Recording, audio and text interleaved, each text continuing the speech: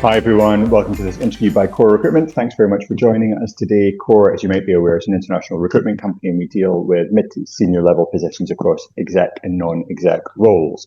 Now, we're doing this interview series to inspire some positivity within the sectors that we operate across. We've been speaking to lots of entrepreneurs and C-suite business leaders and investors and all sorts about the market and the industry and what's happening with them at the moment. And the theme of today's interview is talking about how you can maintain company culture as you grow and expand rapidly. And we're really lucky to be joined today by Matt Hudson from Popeyes, who's going to be telling us a little bit about their journey. Hi, Matt. How are you? Hi, Christian. Yeah, good. Thank you. Yourself? Yeah, pretty good. Pretty good. Thanks very much for being with us today. So, I mean, your career's been amazing, like Travelodge, Wagamama, Rolls-Royce, now with Popeyes, in terms of how you've been growing and expanding. And you've got to be really happy with Popeyes and how fast you guys have been growing, right? Yeah. Well, yeah. I mean, look, it's a great position to be in when you're on average. I think it's one restaurant a week is kind of what we quote. So yeah, I mean that's great. I suppose the exciting thing that we're doing as well, there are multiple formats. So we're opening drive-throughs. A couple of smaller sites. We've done travel hubs in the last couple of years as well, which has been really exciting. So you've got a variety of formats. Small number of franchise, and I think we've still got another 30 restaurants to open this year, as well as entry into the Republic of Ireland in early June, which is fantastic as well. So that's really exciting. So yeah, it's a nice position to be in. I can feel lots of other chief people officers and MDs turning green with envy at those numbers. There's challenges, though, Christian. I'll come on to it, I'm sure, but there are some challenges with that. But I suppose good challenges. So just to get a bit of an idea of the size and scale, what's your employee headcount up to now across the whole business? How many sites are you up to in total? Yeah, I mean, so site-wise, I think as of today, we're about 111. We have another one on Friday, and then the Friday after. So we'll be around sort of 115 towards the end of May. Headcount, we've sort of been learning this as we've been going along around, what is the right size for a Popeyes, which obviously depends on the size of the unit. But we're up to 3,700 team members today. I think we sort of forecast that by the end of the year, we'll be around sort of 4,700 team members altogether. And obviously with that, there has been growth in head office, chicken HQ as we call it as well. So which you're always going to get because, to support that many restaurants, you need to make sure the support functions are sort of growing accordingly as well. Excellent. And what's your best seller across Popeyes, or what's your favorite dish when you're going in for Popeyes? It's the chicken sandwich. It's always the chicken. Probably just a classic chicken sandwich. Although hot honey's done really well. So I don't know if you've tried that, but the hot honey sandwich is always a real good seller as well. Yeah, we're pretty close to Stratford, and I have to say it's packed all the time, which is incredible. Now, we were lucky enough to be invited along a couple of years ago to your annual team event, which was held in a nightclub. Felt like a concert, and everybody was jumping up and down the place as if they were rock stars. Could you just tell us a little bit about, because it looked like it was done really well. Obviously took a lot of time and effort and energy to pull everybody together. Can you tell us a little bit about, do you still run those events, and also what you get out of it from a team perspective? Yeah, so that'll be the Mardi Gras Awards. So I think you were the first one that we did. We've done 3 of those now. So even in the name Mardi Gras, so we try and tie a lot back to our heritage, the brand, the DNA, what we're about, because I guess the topic of your interview here is on culture. So we try and have those cultural ties back, and really that is an annual celebration of exceptional performance, really. So what we've done through the years, we're now into year 3, we've gone bigger and better, I'd say, every time as well. So you go from just rewarding performance to today, rewarding on the values and who demonstrates the values and which restaurants do that. You have a number of people awards which are in those now. I think we had one in the very first year. And I suppose what we're just trying to do is really, as I say, make it a celebration. It's not a corporate event. It's not really a business update. We do that in the summer with our general managers. But as I say, it's just really recognising the performance. And I don't know if you saw this on LinkedIn, but we actually gave away a car for the first time this year as well. So a general manager will have the chance to win a car, and there is an element of luck to it as well. So basically, a card is drawn out, and it's a complete surprise and fantastic giveaway on the night as well. My God, that is amazing. That's absolutely incredible. So what kind of car? Well, it's an electric car because we do partner with an electric car firm as well. I won't mention who that is, but yeah, again for green credentials as well. But it's just a good benefit to give away. So there's a whole range of cars that you can get on there depending on how much you sort of want, really. But there's a limit that we give. But I think the person who won it went for a Tesla in the end, which we covered the cost for. So Mardi Gras sounds like a phenomenal name to call an award ceremony, right? Can you tell us a little bit about some of the awards that you gave out and just, I guess, what they mean to the teams? Yeah, I mean, we give out 20 awards to the teams altogether. So we did survey them after as well, and they said that was about the right amount. So I think we're quite comfortable with that as well. Yeah, I mean, the People Award, for example, one of the People Awards is the Kicking Culture People Award. So the restaurant that won that this year, for example, had incredible engagement scores. They had really low labour turnover, really high well-being scores. And again, really positive diversity and inclusion scores as well. So that's kind of what we looked at when we give the award. So it's very much objective based. We have 5 values, which are really core to Popeyes. And again, we sort of, those values, I guess, were born through work with the teams around what it was like to work here as well. So this wasn't about people sitting in a room saying, these are our values, or lifting what they've got in other markets. This was about what does it mean to work for Popeyes in the UK. Always Fresh is one of those, which is about innovation, but also fresh food. And then we have Everyone Counts. And Everyone Counts really does, when you look at the definition of it, talk about that diversity piece as well. So that's a value that we reward on.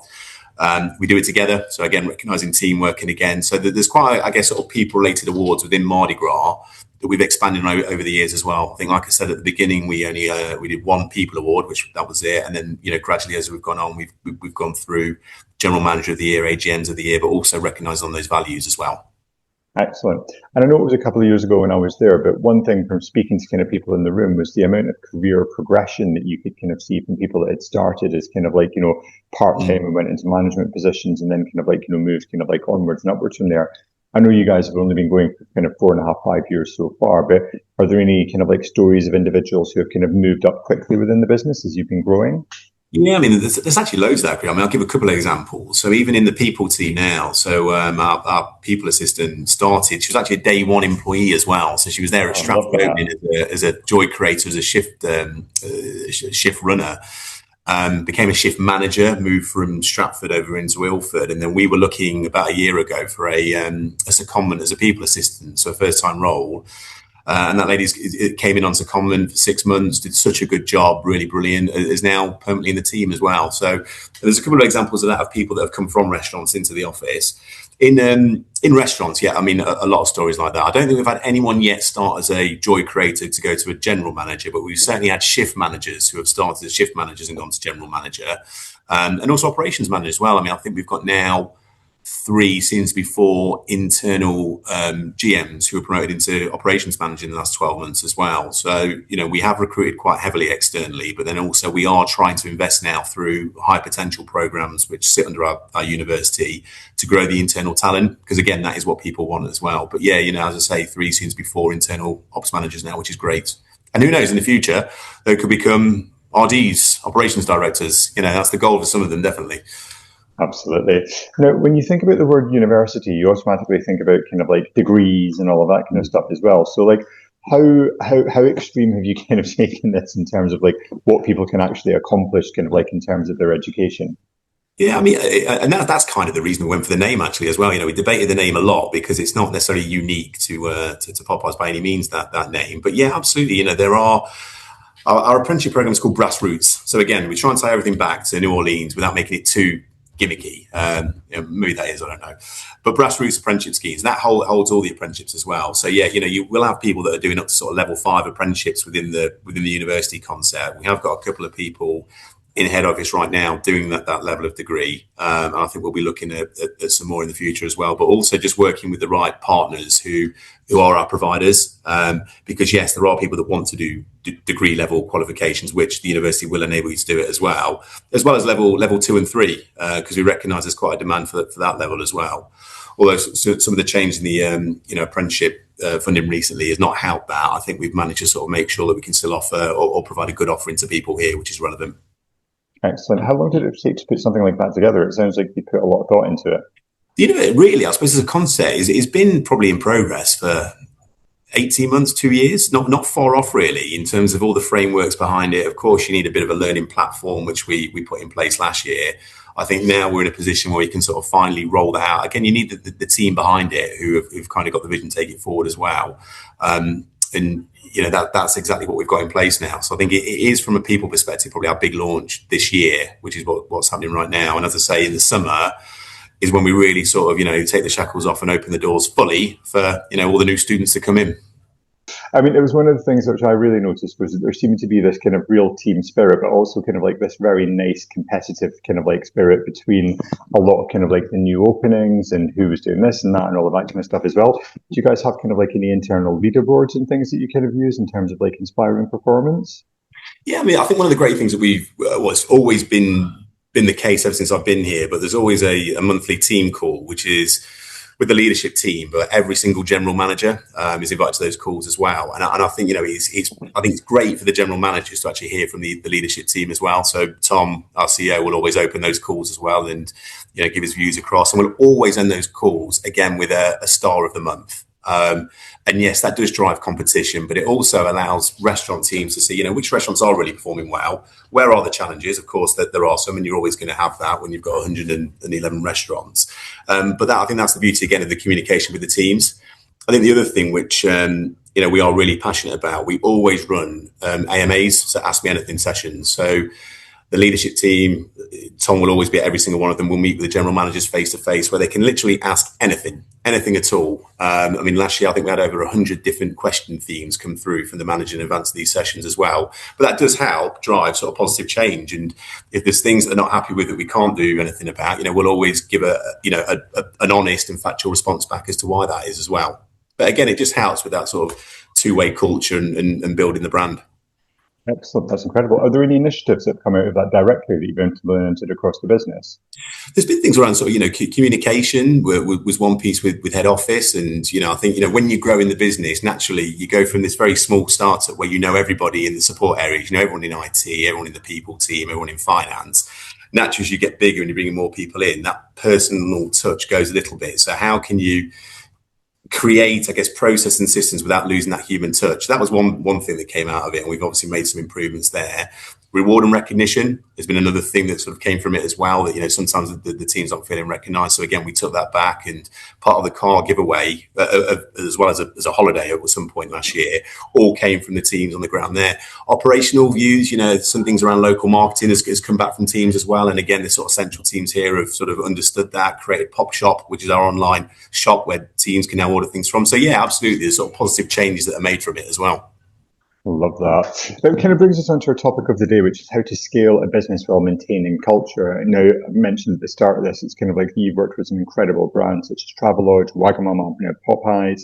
Can you just tell us, and very different businesses, I feel, with very different customer demographics, etc. as well. But if we can just look through them sequentially and kind of say, what kind of initiatives you've been putting in each one of those businesses and how you've been maintaining and scaling while keeping a really great people culture, that'd be great. I think if I go back, my background before hospitality, I've worked in utilities and defence, it gives you a good broad understanding, I guess, of the sort of people discipline, but also seeing life through a different lens and just hospitality as well. So there are sort of pros to that. I think, Travelodge, when I was there, it was investing heavily in quality, which was fantastic as well. And that was what the teams were really getting behind. So, when you were creating, I guess, the people plans and the business plan for what we were doing there around the growth, and it was a growing business as well. I think there we were doing 50 new openings roughly a year at the time as well as refurbishing every single room. It just gave the huge teams a lift because, it was a brand previously that had struggled, but then came out of that and did phenomenally well. So, quality, getting the teams behind that, but also talent planning within Travelodge was quite critical. 550 hotels when I was there, some very big hitting hotels as well, need to have really good caliber people in them, and they did. And then Wagamama, Wagamama's got such a strong DNA, it really is. And I think, what I learned from Wagamama was sort of the power of the brand, but how that really, I suppose, was infused throughout the business and the people in it. And that wasn't just, the head office teams, New HQ, that was also restaurants as well. And you can feel it when you go in, we used to call it the Wagamama magic, which I think is probably still around today, but, a real purpose-led brand, true to how it started. And I think that's gone all the way through. And then, now we've been at Popeyes, a different brand, more, I call it sort of more fun, bouncy, playful, bright orange in your face, and we try and bring, and, the New Orleans vibe of where it started back in 1972, hopefully when you come into the restaurants, you can feel that as well. The music should be a little bit louder.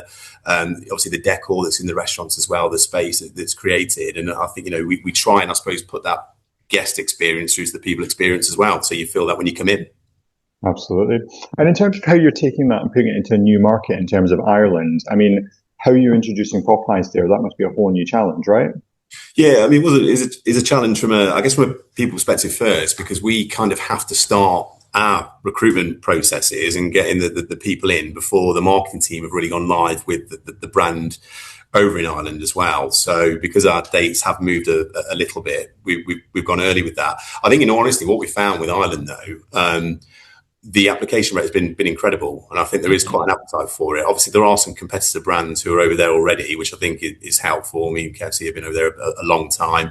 Other companies have gone over recently as well. But I think, we've had a real good uptick in terms of applications, and I think excitement for it as well. And of course, the marketing team will always do that big brand play. There's been radio adverts out there.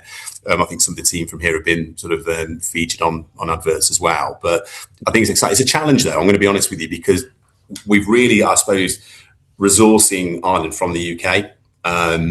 And therefore, we've been quite strict in the way that we've done it as well. But it's not as easy as just sort of popping in, inviting someone in for an interview. You've got to be a lot more planned with how you're doing that and who you're bringing over and when we go out there as well. But it's exciting, as I say. And, we're opening a number of restaurants in Ireland this year, not just one as well. So again, it's something to look forward to. So at what point of critical mass would you kind of actually look to kind of introduce an office there or kind of a corporate function there? Yeah, I mean, we've put some roles in there already. So there's an operations manager for Ireland who will be on the ground. So, that'll be a really pivotal role for us as well. We have a general manager's already appointed. We've actually got a dedicated trainer in Ireland as well. So I think probably in my mind at the minute, we haven't put any people, dedicated people support down there at the moment. I don't think we're probably big enough yet to do that. And I think we can resource it well enough from the UK support at the moment as well. But I don't know, maybe when it gets to 15, 20 stores, we'll perhaps have to have a look at it. But of course, if we open it and we find that support is needed there quicker, then obviously we'll have to react to that as well. Yeah. Now, from running this series, lots of people are talking about technology and how technology is kind of impacting their business. And especially from a people perspective, there's so many different apps and websites and gizmos and gadgets and things that you can use when it's kind of looking at the people engagement side of things. Could you tell us a little bit about, I mean, you can name names if you want to name names, but anything that you've been kind of using internally, which has kept that personal touch, but perhaps has allowed you to communicate with that vast number of employees that you've got within the business? Yeah, sure. I mean, it's quite a tech-focused company, Popeyes, which you might have seen as well. From AI drive-through, where you are talking to AI, to the kiosk development, the app's all been designed and everything in-house as well. So there is quite a big focus on tech. I think from a people perspective, it's an area I think that we've improved over the last couple of years. I personally kind of like a bit of a sort of seamless tech journey. And I think when you've got multiple systems, whether an ATS, people system, payroll system, LMS, comms platform, I honestly think it's really, really messy. And I think it's difficult for the end users, especially when, you've got 3,500 people as we have today. A lot of them are part-time. You've got students in there. You've got people that are doing this as a sort of just a second side hustle and so on. So it's not necessarily a full career. So I think what we've really tried to do is make that seamless. Now we have got a separate ATS system, but we've got an integrated HR system, labour scheduling system and payroll system, which really helps, which does also talk to the learning management system, which we'll come on to, and also the applicant tracking system as well. In terms of comms, I think, look, it is an evolution. I don't think we've nailed comms, internal comms yet. I'll be very honest with you. Last year, we had our first ever, comms feed where teams could post pictures, where they could comment, where they could share success stories, where we could post messages and so on as well. That was the first time we've done it. I mean, we work with Sona. I mean, you've probably seen that. The great thing about Sona at the moment is, we are actually working with them on their app development of how we can make this more of a user-friendly comms platform rather than just somewhere that you do go to get your rota, your pay slip, you check things. So that's the journey that we're on as well. But I mean, there are some great third parties out there in terms of comms platforms. I've seen them. I think they're brilliant. I'm just always really reluctant to add another app on if we can try and get things into one place. Absolutely. And one thing that's coming up quite a lot is how do you measure that engagement level of your teams internally? Is it kind of a straw poll? Is it by kind of how do you go about that? We always run engagement surveys. We run them a little bit more frequently in terms of new openings, just to sort of get a sense in there. I think, we do look at the metrics quite a lot as well. I mean, we are numbers obsessed across the board on various different things. So, exit interviews, we get quite a bit of data from that as well. We're quite close to the management teams and the operations team as well. So you kind of know early doors if there are some kind of engagement challenges, and you sort of see that through sometimes the turnover numbers as well. But I think also it does come back to that accessibility piece that I talked about earlier, that, people can email me directly. They can message me on the app if they want to as well. So, we'll always make sure we do things through the line. But I think, having an accessible leadership team and senior team is really quite important for that as well. Absolutely. Now, talent attraction and retention in the sector at the moment is really competitive, especially at kind of GM and kind of like operations level. Can you tell us, other than giving away free EVs, which I'm sure kind of like is a great thing to do, but I know you're not doing that every day, but apart from kind of like running the competition side of things, can you tell us about some of the initiatives that are kind of helping you to attract and retain the best people? Yeah, no, I think, like you said, it's not. I don't think it's not an easy market at all, really. Especially for talent at the more sort of senior levels. And I suppose we focus on operations first. I think everybody's kind of after the same capability, same level of leader. And I strongly believe that it's down to us as Popeyes to really grow our own leaders as well, which is kind of work in progress due to sort of being 4.5 years old as well. I think one of the key things for us, and that the team, well, the operations team, but also the talent acquisition team here do really well, is they try and get as far out, ahead of themselves as far out as possible. So providing we can get the new opening pipeline really clear, which, we do quite a lot of the time, we can actually get on the front foot and bring people in earlier. So I think the more time that we can bring people in, train them, bring Popeyes to life, let them know the systems, the processes, and what really works, it is key for us. I mean, the other things that we are looking at as well is, psychometrics as part of selection for general managers, really down to shift managers as well. So this isn't a standard off the shelf. This is, using a sample of people here that we know perform really well, and what is it within their performance, within their drivers, within their behaviours that made them successful, and how do we try and select to that kind of framework to a degree as well. Of course, it won't be a pass and fail mark, but I just think it helps more with the sophistication of selection. I think the key thing for us as well, which we are really passionate about, is something that we've called the Popeyes University, which really is the kind of the leadership, leadership learning development, personal development framework. And that houses everything really. And that's something that, we've not really been able to launch fully until now, due to some, internal resource that has been required, and actually building out what we want that to be as well. But I'm pleased to say now, we're kind of in the midst of actually fully rolling that out, and then a couple of big launches come at our Summer Connect conference in the summer as well. But that's critical for us. But again, though, I think you have to have those things. It's not, what we're doing there isn't unique. I think how we sell that and what's in the university could be unique and could be bigger and bolder. But I think that's what people want. We see that in all the staff surveys. You hear that. When you go around talking to teams, the first thing they'll ever talk to me about is development, not necessarily pay or anything like that, or hours. It'll be their development and where can they go and what can they do. Excellent. And as part of the university, is that like all levels within the business? Is it targeting specific kind of groups or specific areas? No, it's absolutely all levels. I mean, it's anything that we kind of do within a learning sphere will be housed under the university. So the branding of it is really important to us. You kind of the accolades that you get across different levels. I mean, we launched last year, and this is an ongoing program, which is again part of our D&I, an inclusive leadership program. So all of our general managers will at some point go through inclusive leadership training, which is an off-site training course run by a facilitator there. But also we've done a lot of work this year on neurodiversity. So when we are training the teams, we make sure that it kind of is all housed under this university. So you are learning and taking something from it as well. So that's what I mean more with the university. It's not just necessarily your career pathway or a leadership program. It is actually, it houses everything from technical training to those D&I courses as well, which again are not just tick boxes. I think they're really fundamentally important for the leaders out there today to understand. Excellent. And is it a voluntary thing, or is it that kind of like, you have a certain group of people or a certain number that will sign up to this every year? And also kind of like, because like, I mean, you're just about to open in St. Helens, for crying out loud. So you've got people right the way across the whole length and breadth of the UK at the moment. So like, is a lot of it going to be online as well? Yeah, it's a mixture of both. Yeah, I mean, predominantly it will be online because of the nature of the business and the kind of course that we have and the spread across the UK. But yeah, the career pathways, for example, which we call the Louisiana Ladder, will be predominantly online with a sign off and a 1 day management training course at the end of it as well. So you'll get that. So it's a blended approach with the majority of it being online. But as I say, it covers HQ as well. So we've got people doing AI apprenticeships, for example. People are doing the ACCA through the apprenticeship scheme as well, and things, CIPD for the people team. So that goes through there. But as I say, the neurodiversity training is something we're passionate about doing across every single general manager and the HQ teams as well, and assistant managers, because I just think it's so important that I actually think we have the duty and obligation to really upskill teams in understanding and spotting this and knowing how to deal with it as well.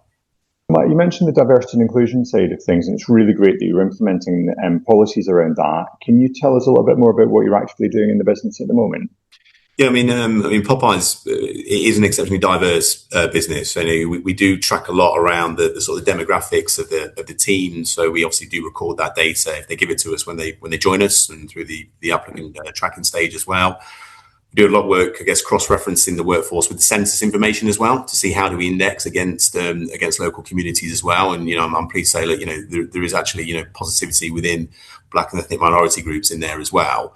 I think one of the things that we are really passionate about, though, is just, I suppose, making sure that the restaurant managers, especially, as well as the HQ teams here, but managers, have all been through this inclusive leadership program. So this is a face-to-face session where they are taught around how to create safe and inclusive cultures. Of course, we have a DE&I policy, which is referenced in this as well. And it's not just about a Equality Act of do's and don'ts, but it's just really helping them, I suppose, understand the different demographics that you would get within QSR, but also society generally. So that's really critical for us. I think the other thing which I'm really passionate about, and again, we do see more of, I think it's like 1 in 2 people now in QSR are neurodivergent. And I think it's 1 in 5 now in sort of UK society as well. So I think we kind of have a bit of a duty to our teams as well, just to help them understand what is neurodiversity, but what are some of the signs to look out for, what actually are reasonable adjustments, and what can we do to create those environments where people can thrive as well. So again, it's another sort of core module and investment that we're making within that people experience, really to upskill and educate our leaders within the business. 1 in 2 people, that's incredible. That's what I'm told from the Neurodiversity Training Hub, yeah. So in terms of your own career journey, you started off life at Rolls-Royce, which is a bit left field for coming into kind of like the hospitality side of things. How did you get into that kind of like initially? Yeah, well, actually, I suppose it's sort of the people profession, HR. I actually started my first ever job was in a call centre when I was doing my A-levels, which was absolutely brilliant. And they gave me some work experience within the HR department as it was at the time. I just really enjoyed it, to be honest with you. I thought it was really great. I enjoyed the recruitment aspect of it. I enjoyed actually, bizarrely, some of the number crunching, the administration side as well, and the trends. And then, I was lucky enough to get a placement at Rolls-Royce before I went to university. So it was a sort of year in industry scheme. Did that for 12 months, again, working with the HR teams there across the various different functions. Obviously, there's all aero engines there and manufacturing. And I suppose really that's kind of when I finished my degree and came out of university, I ended up going into utilities, which was predominantly around renewable energy back in the day, and then defence after that. So that's what I mean, varied role. But it was that work experience probably in the call centre that gave me the first flavour of HR and people. Absolutely. And through kind of like, those amazing companies that you've worked with, etc., are there any leaders who have really stood out that you've kind of thought, wow, that's somebody I've learned lots from, or that's somebody who's kind of like really inspired me to push myself on in my career as well? Yeah, I probably won't mention any names because it's not fair if I miss somebody out as well. But what I would say everywhere that I have worked, of course, has been inspirational people. And people who you just generally respect and you learn from, and you see what works, what doesn't, how you want to be as a leader. Of course, you make mistakes, and you do. Everywhere I've made mistakes, and do you think, if I went back 5-10 years, would I have done that differently? Yes, absolutely. But you try and take that, I suppose, into where you are now, and you're always going to make mistakes as well. But no, and I think that's part of the beauty about working in different organisations is you are, as long as you're inquisitive and you want to progress, you want to develop. And you're open to learning, which I always have been. You are going to do that. And that's what I'd say for anybody who is still watching. If they have managed to hang on this long, that do that. Be curious and get involved in other pieces as well. I think for me, working in the people profession, I suppose one of the things I've always done is try to really be involved in the commercial sort of and running of the business and understand the commercials of it, because that makes you more credible in your role as well. And I think that's really critical for the profession. Nice. So for my last question, I mean, there's obviously kind of like a lot of competition which is out there for you guys at the moment.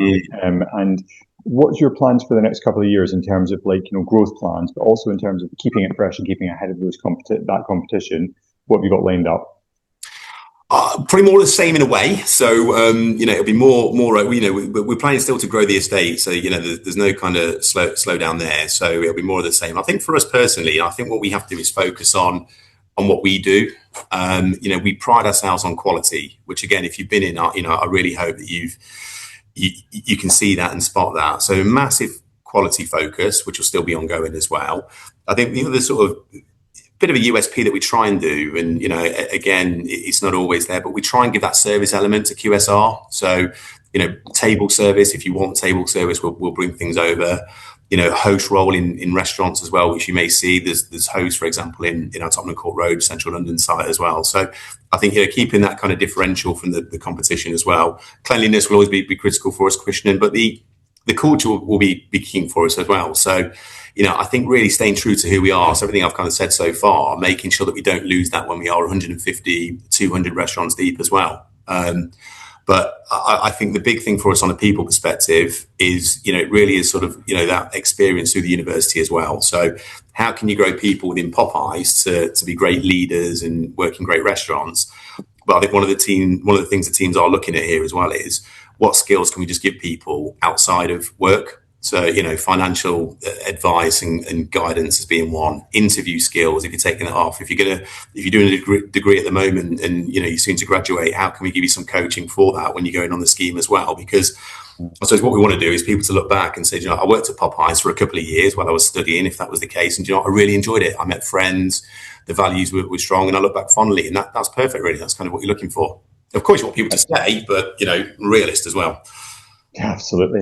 So, Matt, thank you so much for taking the time to chat to us today. I really appreciate it. And I know you've got 30 openings coming up for the rest of this year, which is just absolutely insane. So thank you so much for taking the time and telling us all about the new university and a bit about your career.